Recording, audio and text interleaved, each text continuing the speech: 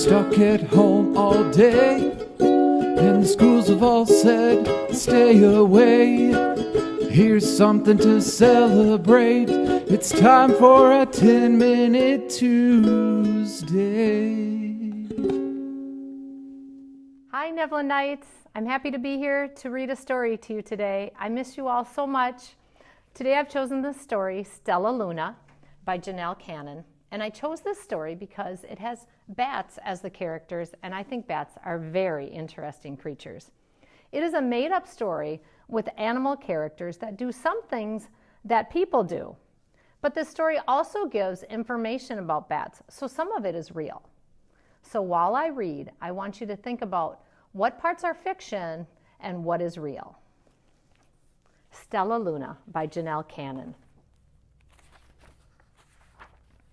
In a warm and sultry forest, far, far away, there once lived a mother fruit bat and her new baby. Oh, how Mother Bat loved her soft, tiny baby. "I'll name you Stella Luna," she crooned. That means she said it in a very loving way. Each night, Mother Bat would carry Stella Luna clutched to her breast as she flew out to search for food.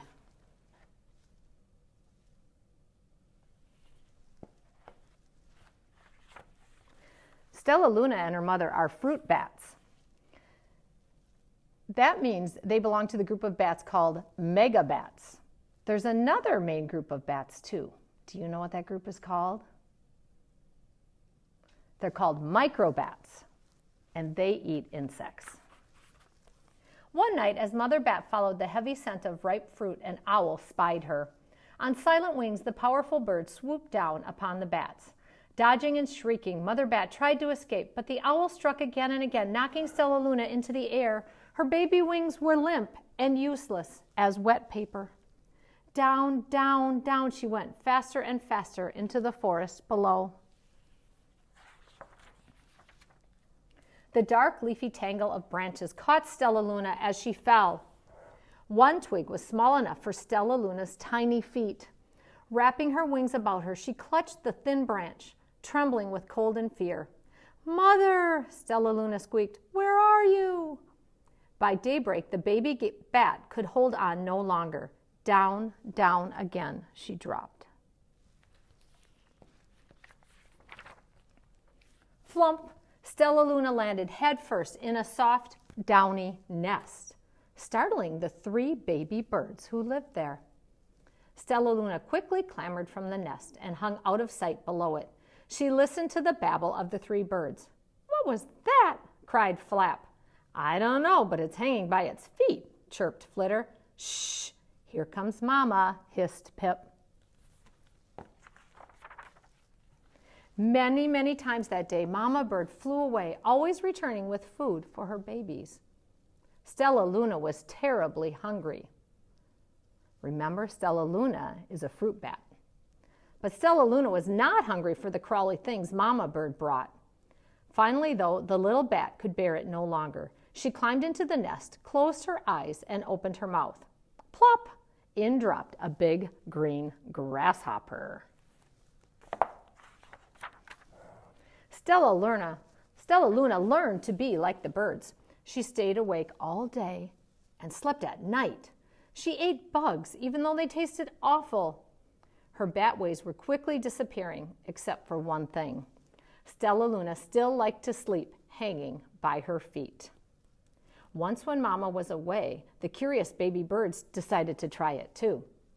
When Mama Bird came home, she saw 8 tiny feet gripping the edge of the nest. "Eek!" she cried. "Get back up here this instant. You're going to fall and break your necks." The birds clambered back into the nest, but Mama Bird stopped Stella Luna. "You are teaching my children to do bad things. I will not let you back into this nest unless you promise to obey all the rules of this house." Stella Luna promised. She ate bugs without making faces. She slept in the nest at night, and she didn't hang by her feet. Stella Luna behaved as a good bird should. So now Stella Luna has a problem. She wants to do bad things, but in order to survive, she has to do what the birds are doing. So if there's a problem, What are we looking for? Some type of solution. So I want you to think, what do you think the solution could be? All the babies grew quickly. Soon the nest became crowded. Mama bird told them it was time to learn to fly. One by one, Pip, Flitter, Flap, and Stellaluna jumped from the nest. Their wings worked. I'm just like that. I'm just like them, thought Stellaluna. I can fly too. Pip, Flitter, and Flap landed gracefully on a branch. Stellaluna tried to do the same. How embarrassing. I think Stellaluna's embarrassed because her landings are a little bit clumsy because bats are different than birds.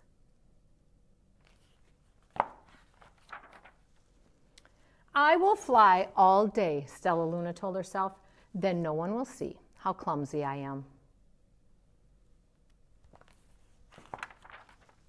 The next day, Pip, Flitter, Flap, and Stellaluna went flying far from home.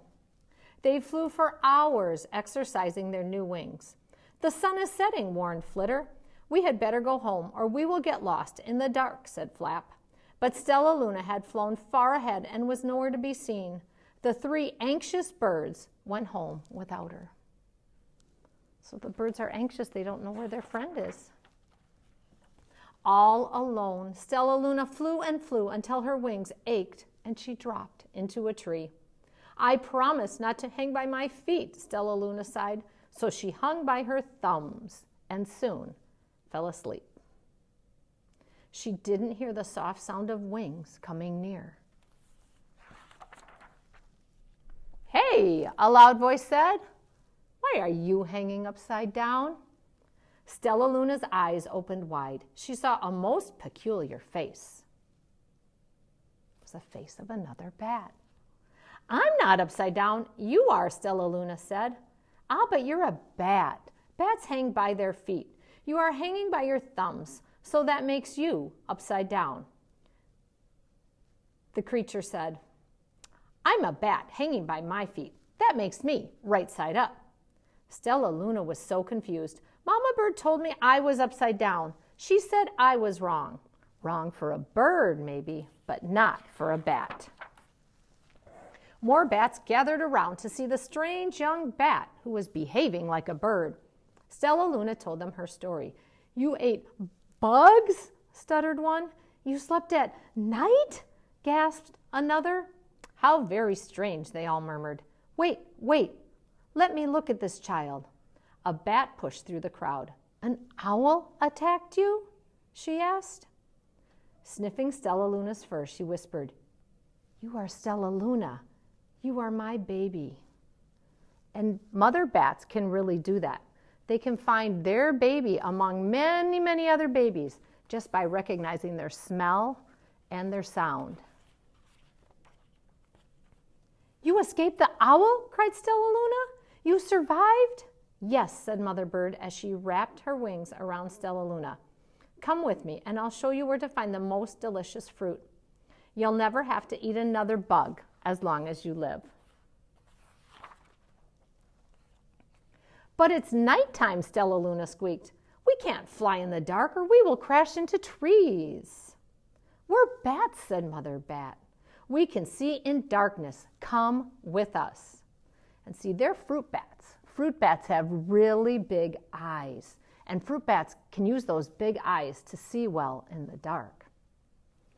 Stellaluna was afraid, but she let go of the tree and dropped into the deep blue sky. Stellaluna could see. She felt as though rays of light shone from her eyes. She was able to see everything in her path.